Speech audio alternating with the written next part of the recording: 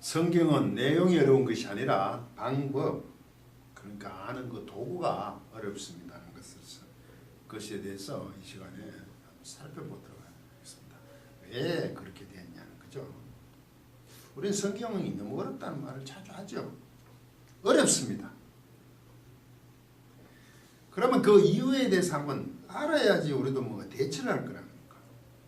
그 어려운 성경의 내용으로 우리는 또 착각을 하죠. 내용은 당시 상황이 그러니까 그 당시 상황의 사람들은 너무나 잘한 내용이죠. 오늘날 우리가 접하는 그 글들은 우리는 쉽게 알 수 있잖아요. 성경이 2, 3천년 전에 기록했습니다 라고 하면 앞불사 이렇게 얘기하죠. 탄식이 나와야 되는 거 아닙니까? 저걸 어떻게 알지? 그 당시 기록이 그렇다는 겁니다. 이렇게 간극이 크면 시간적으로 이해하기가 힘듭니다. 심각한 문제가 생기죠. 다행스럽게도 성경은 계속 해석들이 이어져 왔다는 겁니다. 다행스럽죠. 첫째, 성경을 알려는 그 방법, 도구를 살펴보면 첫째, 뭐가 성경이 어렵냐 하면 처음에 시간적 간극입니다. 2, 3천년 전입니다. 너무 큽니다. 그 당시 시간이 있을 때에 것을 이해해야 가능하다는 전제가 생기죠. 아마 일반 문서였다면 이거는 단절로 해석도 못할 겁니다. 지금 물론 밝히고 밝혀서 알죠. 이집트 그 피라미드 안에 석실 같은데 이상한 걸 큰 탑에 기념탑에 글들이 있잖아요. 보면 상형 문자도 이해하기 힘들잖아요. 어느 정도를 밝혀냈지만 이게 너무 크잖아요. 둘째, 장소적 간극이 너무 큽니다.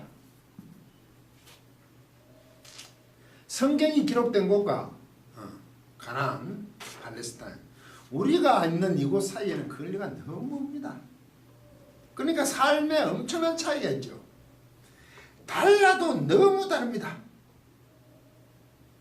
관습이나 문화적 이질감이 큽니다. 완전 딴 세상이기도 합니다. 실제적으로. 세 번째, 언어적 간극입니다. 차이가 틈이 있다는 거죠. 이게 가장 문제입니다.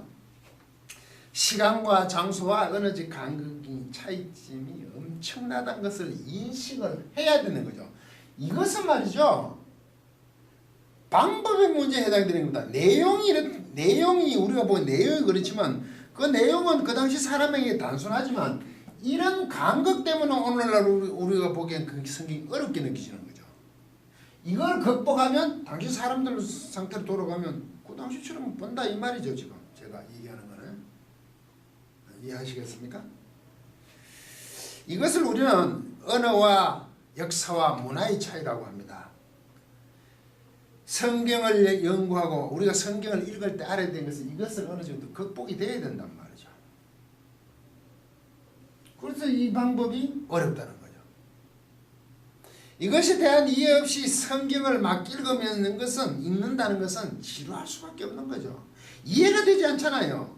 일반 문서들도 마찬가지입니다. 성경만 그런 것이 아닙니다. 물론 하나님의 감동이 있어요. 성령의 간섭함이 있어야 되지만 이것조차도 하나님만 보고 해달라고 그런 식으로 얘기할 수는 없는 거 아니에요. 우리가 알아야 될 부분이죠. 터득해야 될 부분. 이것을 극복하기 위해서는 먼저 시간과 장소적 간격은 이거는 역사를 봅니다. 당시 상황, 구약, 이스라엘사, 이스라엘 역사,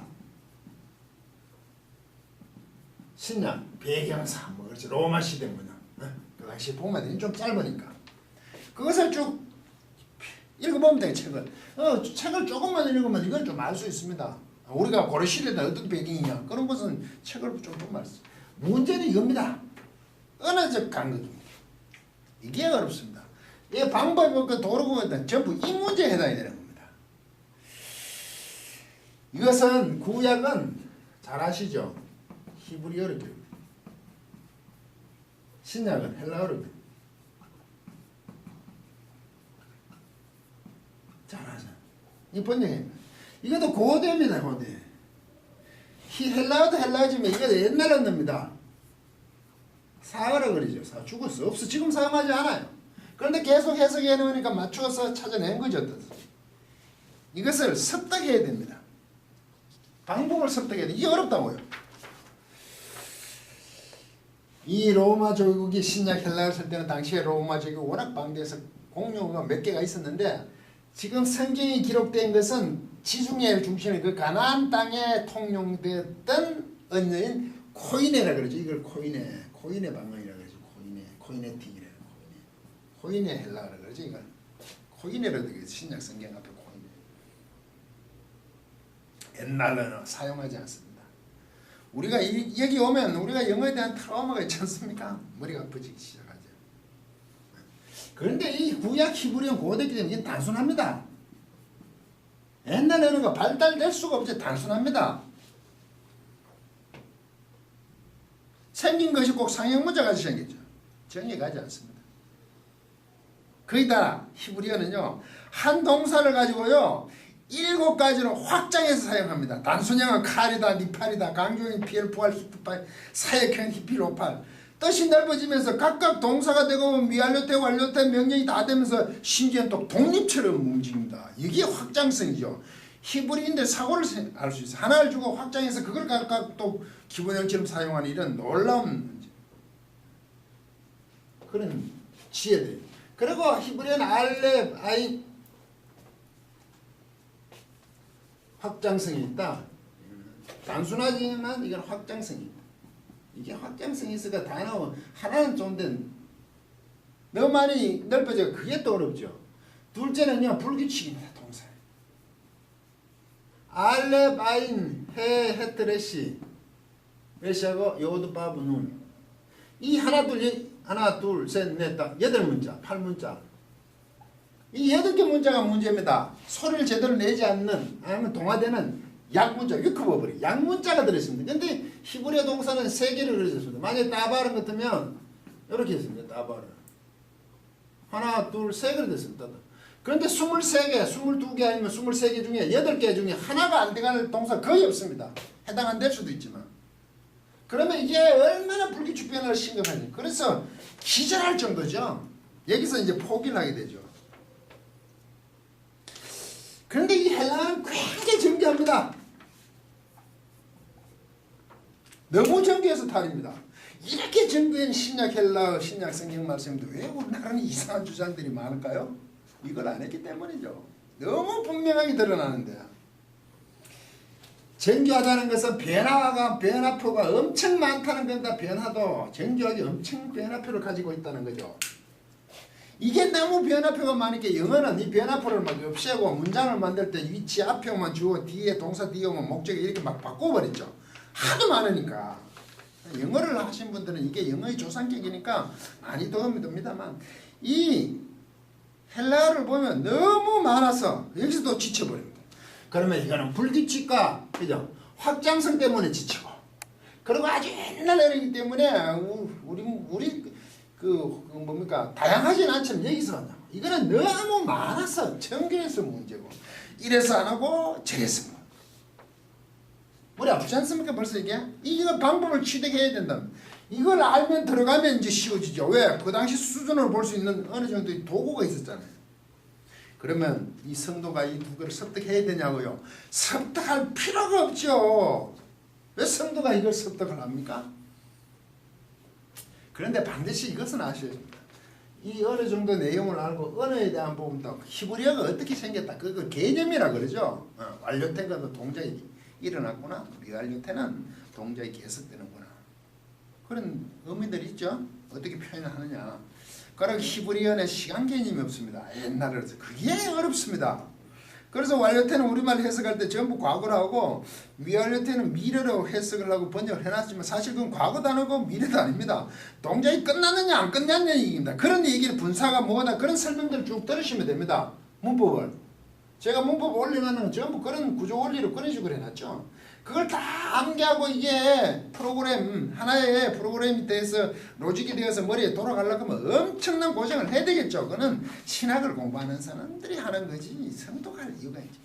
제가 지금 강의를 하는데 한 1년쯤 지금 5년이 넘은 히브리어도 하고 헬라 창세기와 마태복음 이제 마태복음 끝나는데 5년을 했나?